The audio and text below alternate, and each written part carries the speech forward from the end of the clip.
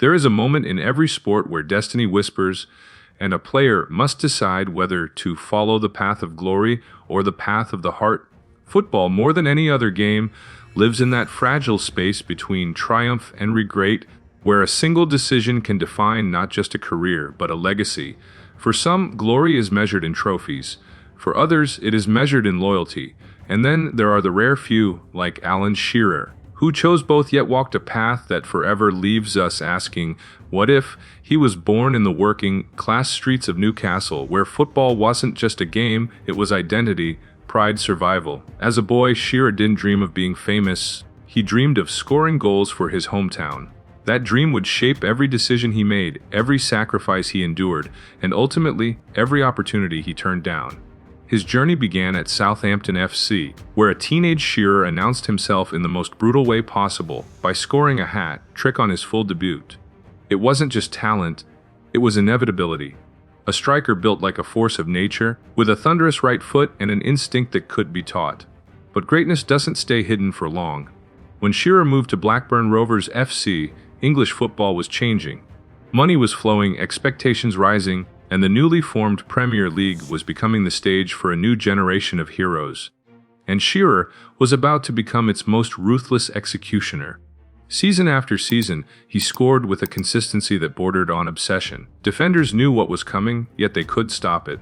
The power, the positioning, the cold clinical finish, it all led to one unforgettable climax, the 1994-95 season. Blackburn Rovers, a club once overshadowed by giants, stood on the brink of history, and Shearer stood at the center of it.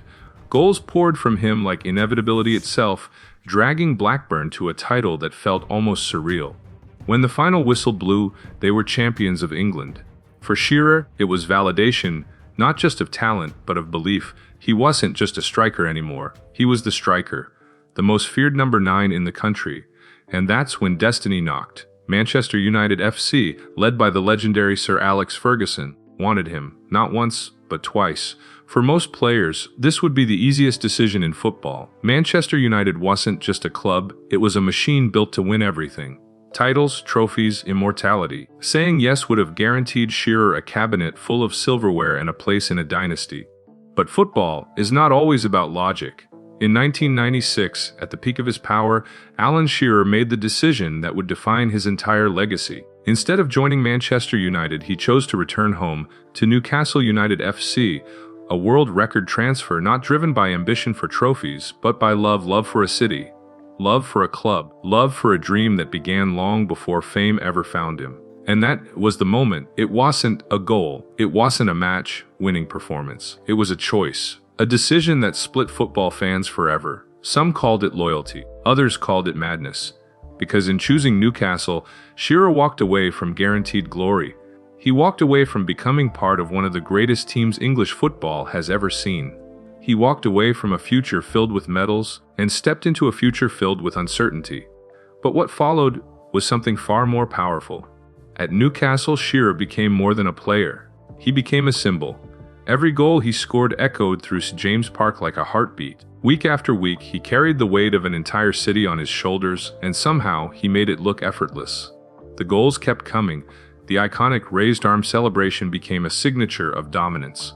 He broke records. He shattered defenses. And in time, he became the all-time leading scorer in Premier League history, a record that still stands untouched, almost mythical. Yet, the trophies never came. Newcastle came close, painfully close. Finals lost, opportunities missed, seasons that promised everything but delivered heartbreak. And in those moments, the question returned, what if he had said yes to Manchester United? What if he had chosen glory over loyalty?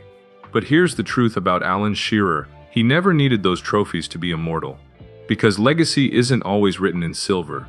Sometimes it's written in identity, in belonging, in the roar of a crowd that sees you not just as a player, but as one of their own. Shearer didn't just play for Newcastle, he was Newcastle.